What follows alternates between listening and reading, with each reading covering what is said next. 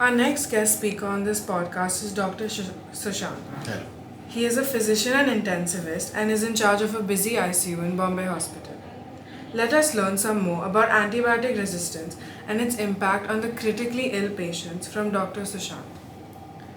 Do you believe that this issue of antibiotic resistance has worsened in the last 2 decades? Yes, I agree with you completely because being in the ICU, working almost last 18 years in Bombay Hospital ICU now, I have noticed that the antibiotics which we are using in the most resistance bacteria then have already developed a 60 to 70% resistance to those antibiotics. And those bacteria are which we were using a common antibiotics are almost obsolete, and we are not able to use it at all in those patients who are coming with the infection with this. So that is definitely a bigger concern. Are more patients arriving in a critical state in the ICU with a treatment resistant infection that they acquire from the community, and are most of these succumbing to the menace? Yes, because what we are noticing is that not only the hospital acquired infection but even a community acquired infection which we are getting is approximately, I would say, maybe 15% to 20% resistance is already there for the commonly used antibiotics. Maybe this is happening because of the over the counter antibiotic use, as well as the use of the antibiotics not only on the humans but even in the animal husbandry and the plants. The antibiotics are getting used, so that is creating a lot of resistance which is even happening in the community acquired infections. We are noticing that. So, the WHO has introduced this concept of antibiotic stewardship. Can you tell us how this can be implemented in the Indian setting? So the antibiotic stewardship is basically not very complicated thing. It is very much doable in India. In fact, it should be implemented in India because India is called as a capital of the antimicrobial resistance. This thing.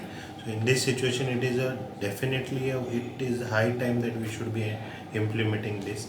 This mainly is about the diagnosing the infections early and with the exact appropriate antibiotics should be used. The dosing should be used properly. Initial antibiotic use should be the broad spectrum, and then to try to de-escalate the antibiotics.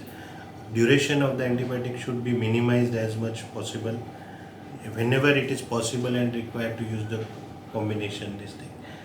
And involving in such a situations infection care specialist earliest is the best option. This should be doable in India. I think we should go for it. Yes. We already started the few things for it. I'm sure that everybody will implement it. What other steps can be taken in the ICU or the hospitals to reduce the impact of antibiotic resistance? So I feel that always at this moment is that in a hospital and ICUs also the prevention is the best. This thing. So proper sanitization, hand hygiene, trying to avoid the cross contamination and cross infections between the patients. Um, Other than that, least use of the antibiotic whenever it is possible to stop the antibiotic earlier, to differentiate between what is the pathogen and what is the commensal or what is the colonizer on the body. That is what is required. So it doesn't mean that any culture shows any bacteria, doesn't mean that the antibiotic should be given. It is depend on the patient's condition. If there is any clinical signs of the infection, then only antibiotic should be used. This will definitely reduce the infections Yes. and resistant infection basically. So, what is your message for our listeners today? So most important message is that prevention is the best strategy. Prevention is always better than a cure. Do not use the over the counter antibiotics available. Say no to the antibiotics for every cough and cold and fever. It doesn't need this thing. Usually they are viral and you don't need the antibiotics for them. Uh, Try to minimize the duration of the antibiotic, but definitely as with the discussion with the doctors. It's not that somebody has been prescribed antibiotic for 5 days and they stop it at 2 days. That is going to create more this thing. Yeah. And stay healthy, acquire a good habits so that the overall health and immunity will improve. So definitely the antibiotics are going to be required.